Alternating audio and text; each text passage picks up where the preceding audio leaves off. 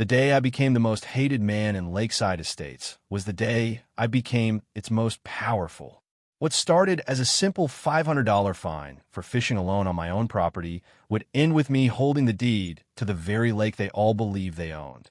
And the woman who thought she could intimidate me into submission, she'd soon learn that some victories cost more than you're willing to pay. Let me tell you about Margaret Chen, HOA president and self-appointed queen of our gated community.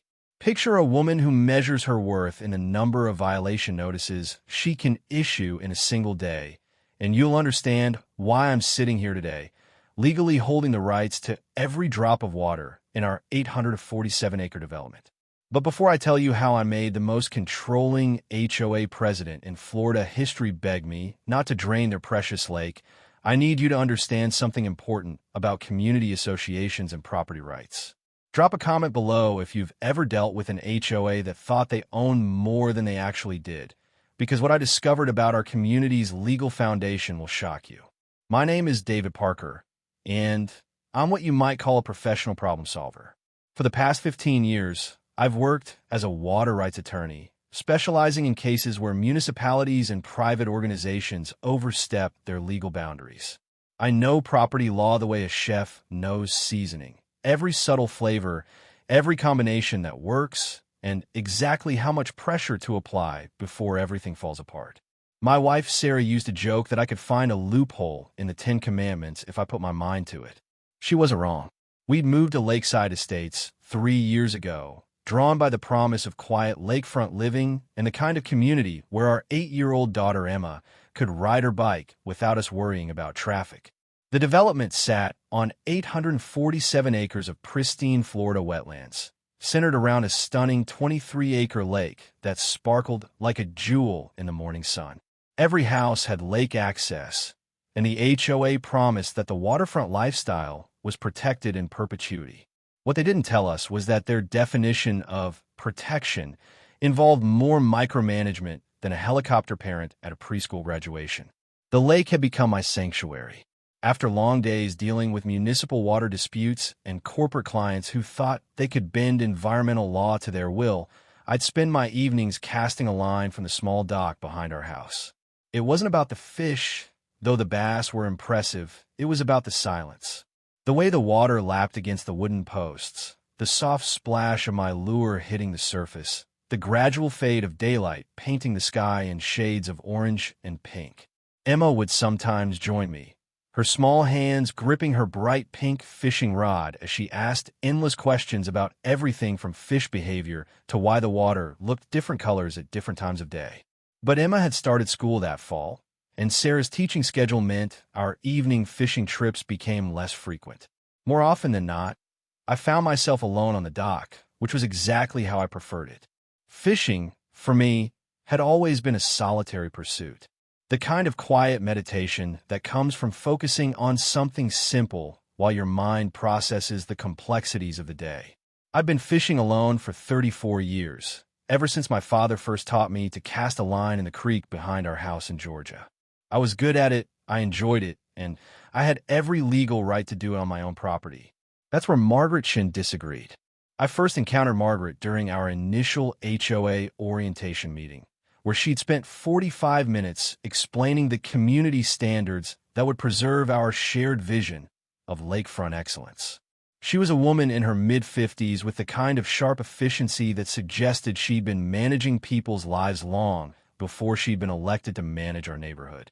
Her gray hair was always pulled back in a severe bun, and she had a habit of clasping her hands behind her back when she spoke, like a general addressing troops.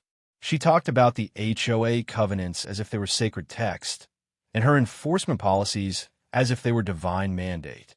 "The lake is our community's crown jewel," she'd announced that day, her voice carrying the authority of someone who'd never been contradicted. "Every decision we make must protect not just the water itself, but the experience of lakefront living for all residents. This means following the rules, even when they might seem inconvenient." At the time, I nodded along with everyone else. The rules seemed reasonable enough. No loud music after 10 p.m., no swimming without a lifeguard present, no fishing tournaments without prior approval. Standard stuff for a community association trying to maintain property values and neighborly peace. What I didn't realize was that Margaret had her own interpretation of what constituted reasonable enforcement. The first sign of trouble came on a Thursday evening in October.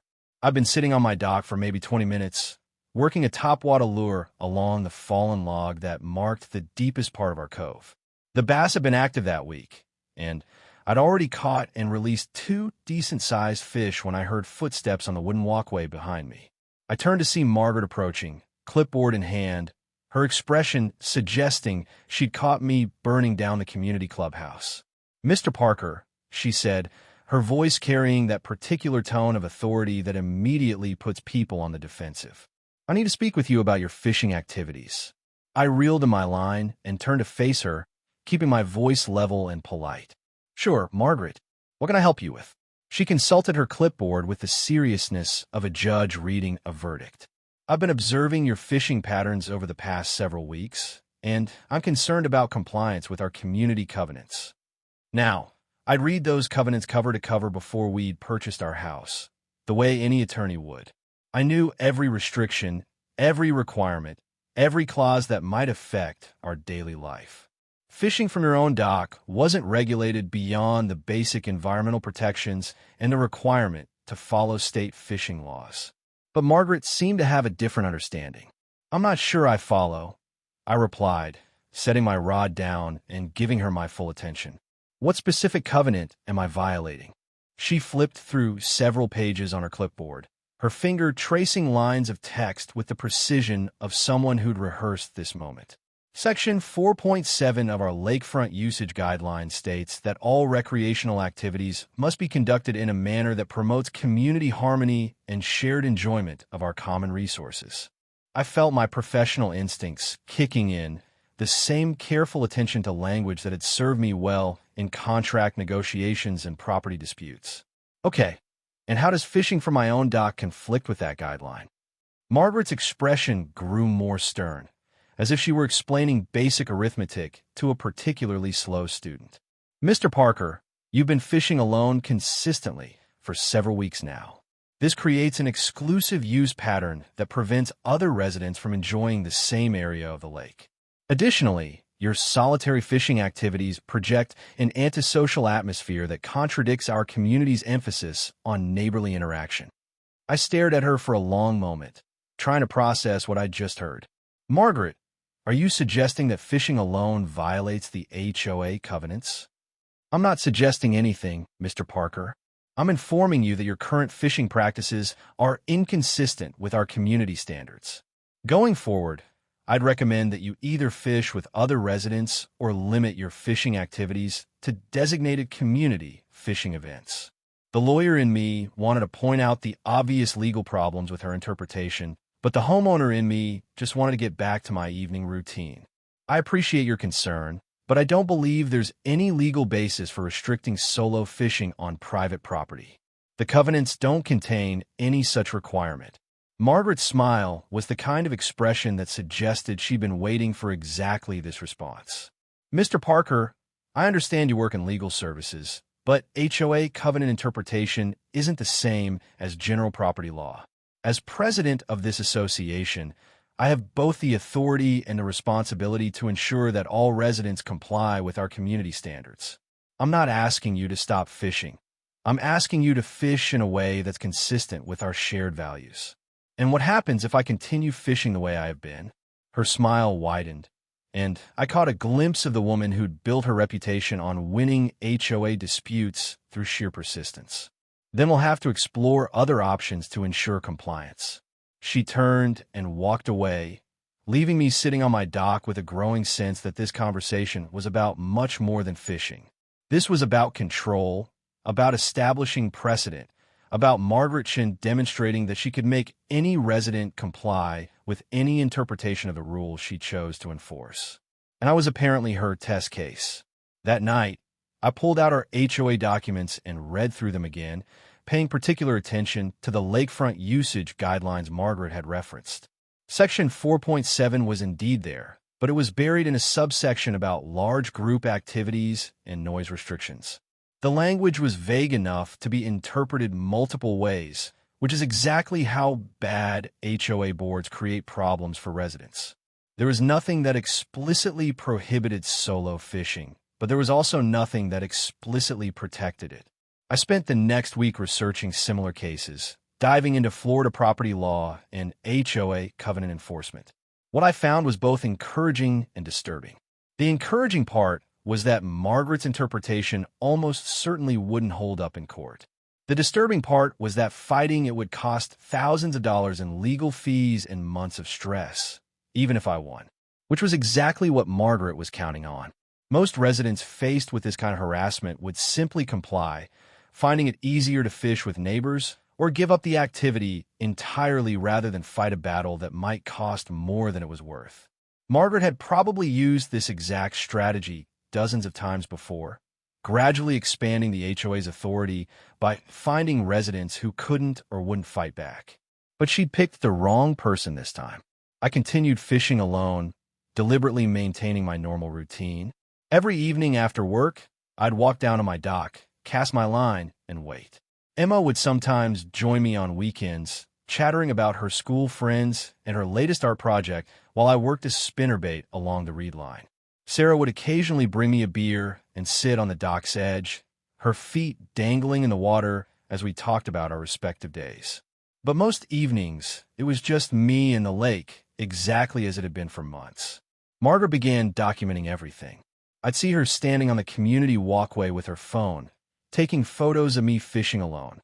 She'd make notes on her clipboard, checking her watch and recording the exact times I arrived and left. It was like being under surveillance by the world's most petty private investigator. The formal violation notice arrived on a Tuesday morning in November, delivered by certified mail with all the ceremony of a court summons. The envelope contained a 3-page document that Margaret had clearly spent considerable time preparing.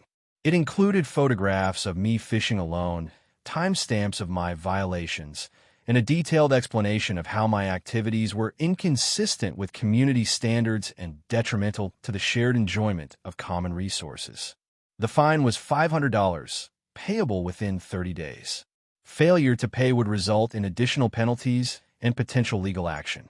The notice also included a remediation plan that would allow me to avoid future violations by either fishing with other residents or limiting my fishing activities to community-organized events.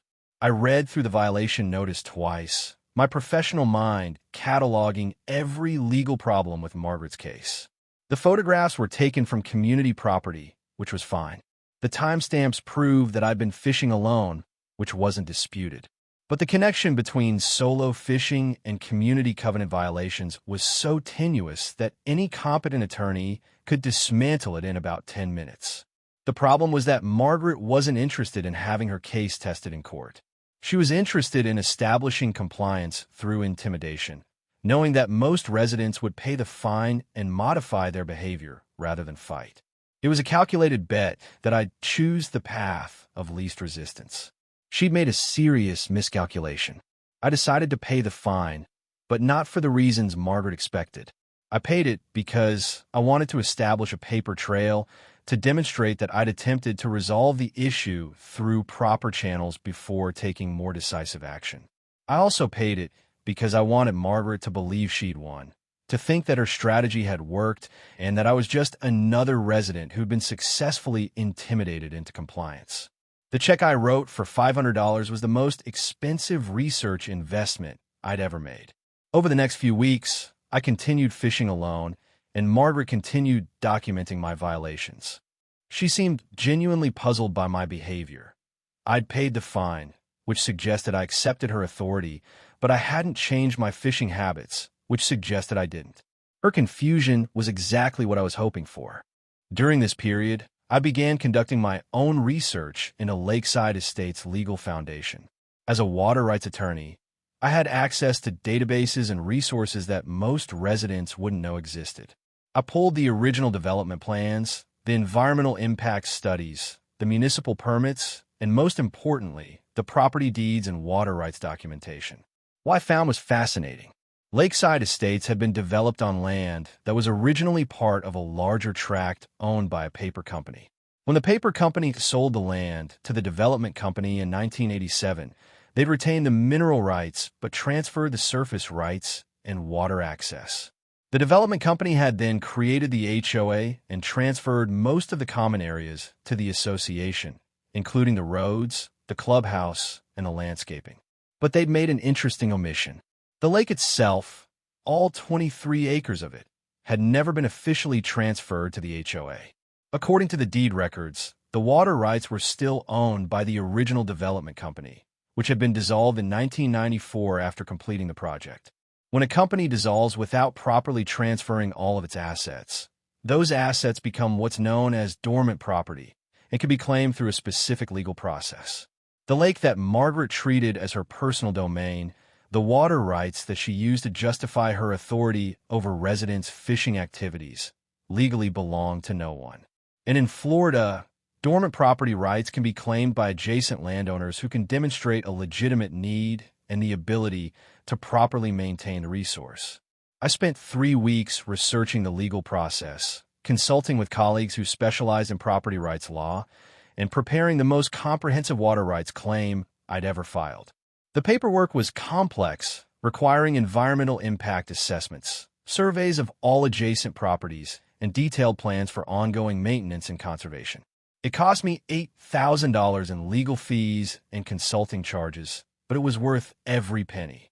I filed the claim on a Friday afternoon in December, right before the courthouse closed for the weekend. By Monday morning, I would legally own the water rights to the lake that 847 families believed was community property. Margaret's authority over fishing activities would evaporate the moment the clerk stamped my filing. But I didn't want to just win. I wanted to make a point about the dangers of petty tyranny and the importance of understanding what you actually own versus what you think you own. That weekend, I prepared a letter to every resident in Lakeside Estates. The letter explained the situation in simple terms. The HOA had been enforcing water usage rules for a lake they didn't actually own, and I now held the legal rights to that water.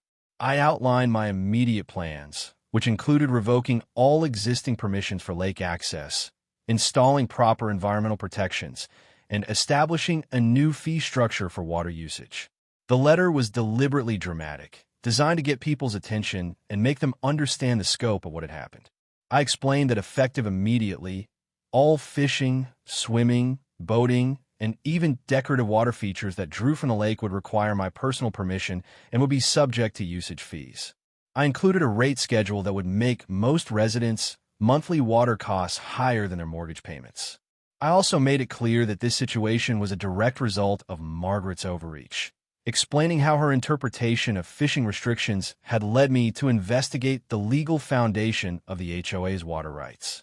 I suggested that residents who were unhappy with the new arrangement should direct their concerns to the person who'd created the problem in the first place. The letter was printed on official letterhead from my law firm, signed and notarized, and delivered to every house in the development on Monday morning. I made sure Margaret's copy was hand-delivered, along with a separate notice informing her that her HOA's lake management activities were now unauthorized and must cease immediately. The response was immediate and spectacular. My phone started ringing at 7:30 a.m. and didn't stop until well after dark.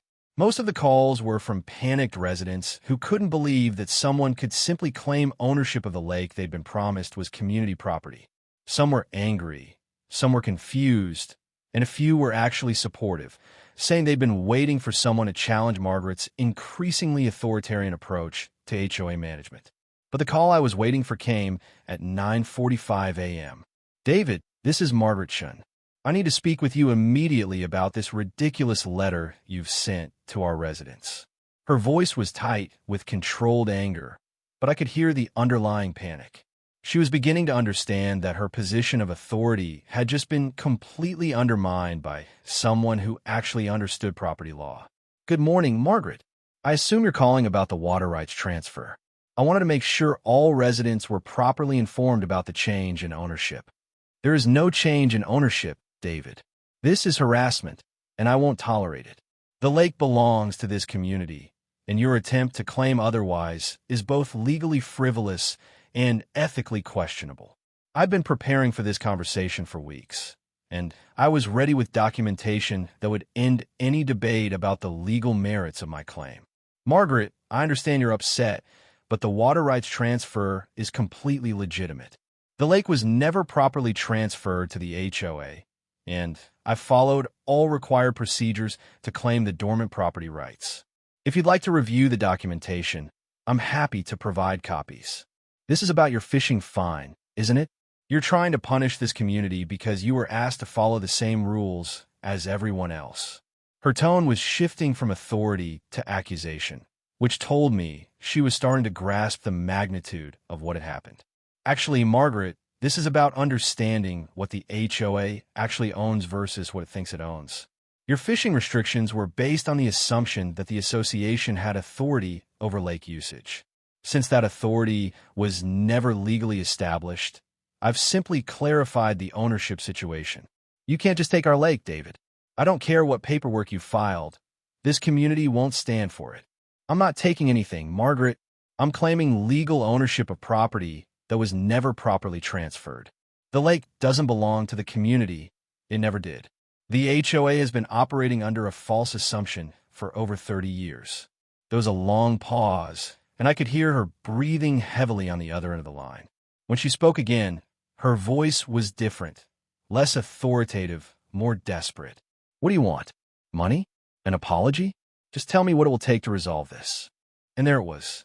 The moment when Margaret Chen realized that her authority had been built on a foundation of legal quicksand, and that someone with actual knowledge of property law had just pulled the rug out from under her entire power structure. I want you to understand something, Margaret. You spent months harassing me about fishing alone on my own property, claiming authority you didn't have over resources you didn't own. You've created a climate of fear in this community where residents are afraid to enjoy their own homes because they might violate some arbitrary interpretation of the rules. And now you're asking me what I want. David, please, let's be reasonable about this. I may have been overzealous about the fishing issue, but you can't punish the entire community for that. I'm not punishing anyone, Margaret. I'm simply exercising my legal rights as the owner of this water resource. If residents want to continue using the lake, they'll need to follow my rules instead of yours. Over the following days, the situation escalated beyond anything I'd anticipated. Margaret called an emergency HOA meeting for Wednesday evening, and according to the residents I spoke with, it was the most contentious community gathering in the development's history. She tried to rally people against me, painting me as a vindictive neighbor who was holding the community hostage over a minor dispute. But her strategy backfired spectacularly. Instead of uniting residents against me, the meeting became a referendum on Margaret's leadership. People who'd been quietly frustrated with her authoritarian approach for years suddenly had a forum to express their grievances. The fishing fine controversy became a symbol of everything wrong with HOA overreach, and Margaret found herself defending not just her handling of my case, but her entire approach to community management. According to my neighbor Janet, who attended the meeting, Margaret had tried to argue that I was bluffing, that my water rights claim was just a scare tactic designed to avoid paying the fishing fine. She'd promised to hire an attorney to challenge my claim and restore the community's lake access. That's when Janet stood up and asked the question that ended Margaret's credibility. If the HOA actually owns the lake, why didn't you know that someone could claim it? The room fell silent as the implications sank in. Margaret had been enforcing rules for a resource she didn't understand, claiming authority over property she'd never verified the association actually owned. Her entire power structure had been built on assumptions rather than legal facts. The meeting ended with a motion to remove Margaret as HOA president, which passed by a vote of 47-8. The board also voted to hire a property attorney to review all of the association's land and water rights, and to negotiate with me for a reasonable resolution to the lake access issue. Margaret resigned from the HOA board the next day. But the most satisfying moment came the following weekend. I was sitting on my dock, fishing alone for the first time in months without worrying about being photographed or fined. Emma was with me, practicing her casting technique while chattering about her plans for summer vacation. Sarah was grading papers at the picnic table on our deck, occasionally looking up to wave at us. I heard footsteps on the walkway and turned to see Margaret approaching, but this time she looked different. The clipboard was gone, replaced by a small gift basket. Her authoritative posture had been replaced by something that looked almost like humility. "David," she said, her voice quiet and uncertain. "I wanted to apologize for the way I handled the fishing situation. I realize now that I was wrong, and I'm sorry for the stress I caused you and your family." I reeled to my line and looked at her carefully. This was the same woman who'd spent months harassing me about fishing alone, who'd issued violation notices and threatened legal action over my refusal to comply with her arbitrary rules. But now she was standing on my dock, apologizing for behavior that had ultimately cost her the position she'd worked years to achieve. "I appreciate the apology, Margaret, but I need you to understand that this was never about fishing. It was about the principle of legal authority and the danger of enforcing rules you don't have the right to enforce." She nodded, her eyes focused on the water rather than my face. "I know. I spent so much time trying to maintain community standards that I forgot to make sure I actually understood what authority I had. I thought I was protecting the community, but I was really just protecting my own sense of control." "What happens now?" I asked, genuinely curious about her perspective. "Now I figure out how to be just another resident instead of the person everyone comes to with complaints. And I try to make sure the next HOA board doesn't make the same mistakes I did." She handed me the gift basket, which contained local honey, homemade cookies, and a card signed by several residents thanking me for standing up to HOA overreach. Then she walked away, leaving me alone on my dock with my daughter and my fishing rod. The new HOA board approached me the following week with a proposal to purchase the lake rights back from the association. They offered a fair price that would cover my legal costs and provide reasonable compensation for the time and effort I'd invested in resolving the situation. More importantly, they agreed to establish clear policies that would prevent future overreach and ensure that residents' property rights were respected. I accepted their offer, but with conditions. The lake would return to community ownership, but with ironclad protections for individual property rights. The new covenants would explicitly state that fishing, swimming, and other water activities conducted on private property were not subject to HOA regulation, and the association would be required to maintain comprehensive legal documentation of all property rights and restrictions. The sale was completed in February, and life in Lakeside Estates returned to a more peaceful rhythm. The new HOA board focused on legitimate community concerns like road maintenance and landscaping, while respecting residents' individual property rights. Margaret remained in the community but kept a low profile, occasionally nodding to me when we passed on the walking trail, but never attempting to engage in conversation. Emma learned to fish properly that spring, progressing from her bright pink beginner's rod to a more sophisticated setup that could handle the lake's larger bass. Sarah started joining us more frequently, bringing her laptop to the dock and working on lesson plans while we fished. And I continued my evening routine of solo fishing, now secure in the knowledge that no one could challenge my right to enjoy my own property in peace. The irony wasn't lost on me that Margaret's attempt to control my fishing habits had ultimately led to the most comprehensive protection of fishing rights in the development's history. Her overreach had created the very situation she'd been trying to prevent: a resident with enough legal knowledge and determination to challenge the HOA's authority. But the real lesson wasn't about fishing or water rights or even HOA management. It was about the importance of understanding the difference between actual authority and perceived authority, and the danger of allowing people to enforce rules they don't have the legal right to enforce. Looking back, I realized that Margaret probably started with good intentions. She wanted to maintain community standards and protect property values, which are legitimate goals for any HOA board. But somewhere along the way, she'd confused her role as a community leader with her authority as a rule enforcer, and she'd begun treating the covenants as suggestions rather than legally binding contracts. The $500 fine she'd issued for fishing alone had cost her a position she'd worked years to achieve, damaged her reputation in the community, and ultimately strengthened the very property rights she'd been trying to restrict. It was a textbook example of how small abuses of power can lead to much larger consequences when they encounter someone with the knowledge and resources to fight back. These days, I still fish alone most evenings, working my favorite lures along the fallen log where the bass like to hide. Sometimes Emma joins me. Sometimes Sarah brings me a beer and sits on the dock's edge, but most of the time it's just me and the water and the gradually fading light. The lake is peaceful again, the way it was always meant to be. And every time I cast my line, I remember that sometimes the best way to protect your rights is to understand exactly what they are and what they aren't. Margaret Chen learned that lesson the hard way, but it's a lesson that every HOA board and every property owner should take to heart. The most controlling HOA president in Florida history had been undone by her own overreach, and the lake she tried to control had become the symbol of everything wrong with petty tyranny and everything right with standing up for your legal rights. If you've ever dealt with an HOA that thought they owned more than they actually did, drop a comment below and let me know how you handled it.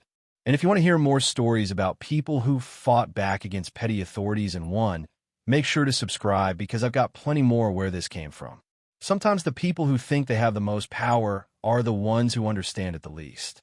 And sometimes the best revenge is simply knowing the law better than the people trying to enforce it.